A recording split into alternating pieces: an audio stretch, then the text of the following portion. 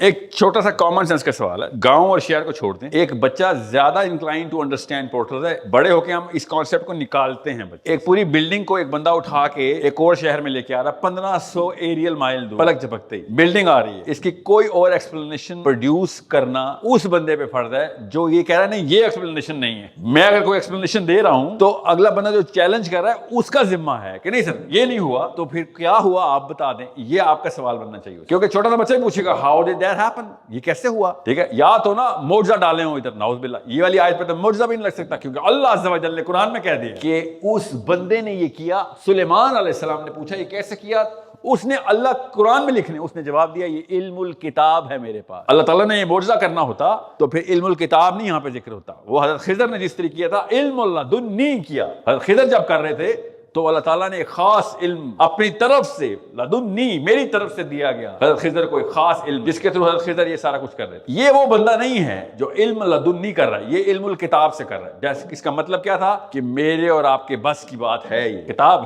یہ بات گاؤں کے بچے کو بتائیں گے تو وہ شہر میں آئے گا نا۔ اب ٹریڈیشنلسٹ اس آیت کا ترجمہ یا تفسیر کیا کرتے ہیں؟ سکپ کرتے ہیں جی، گاؤں کا بچہ ہو یا شہر کا، وہ سکپ نہیں ہونے دیتا نا، وہ کہتا ہے ابو جی رک جائے، شاید اس سے بڑا واقعہ کائنات میں کہیں نہیں ہوا، اس کا جواب تو دے دیں یہ کیسے ہو گیا۔ ہم لوگ تصویروں میں سوچتے ہیں، ہم انسان ہیں، بچے کے ذہن میں تصویر بن جاتی ہے کہ سلیمان کے دربار میں 1500 میل دور یمن سے، ایکچولی ایتھیوپیا سے، ایک پوری بلڈنگ اڑ کے آئی ہے اور نظر نہیں آئی اڑتے ہوئے، اچانک وارد کر دی اس بندے نے پلک جھپکتے۔ یہ قرآن پاک سنا رہا ہوں میں آپ کو، یہ کوئی قصہ نہیں ہے الف لالا کا، قرآن کی آیتیں ایز از بتا رہی۔ اس بارے میں ڈسکشن 1400 سال سے کنٹینیوس ہونی چاہیے۔ ہم بھی پھر مارولز نکال لیتے، فزکس کے مارول فلم والا نہیں، خزانے نکال چکے ہوتے ہیں۔ حضرت موسیٰ علیہ السلام اور حضرت یشوع بن نون جس جگہ پہ کھڑے ہوئے تھے نا، موسیٰ نے نشانی بتائی ہے، احادیث پڑھیں خود، یہ اسرائیلیات نہیں بتا رہا ہوں، بخاری اور مسلم سنا رہا ہوں، مشکات سنا رہا ہوں، کہ دو پتھر تھے، پتھروں کے اوپر ایک سرکولر دروازہ بنا ہوا تھا، جس پتھر کے اندر سے،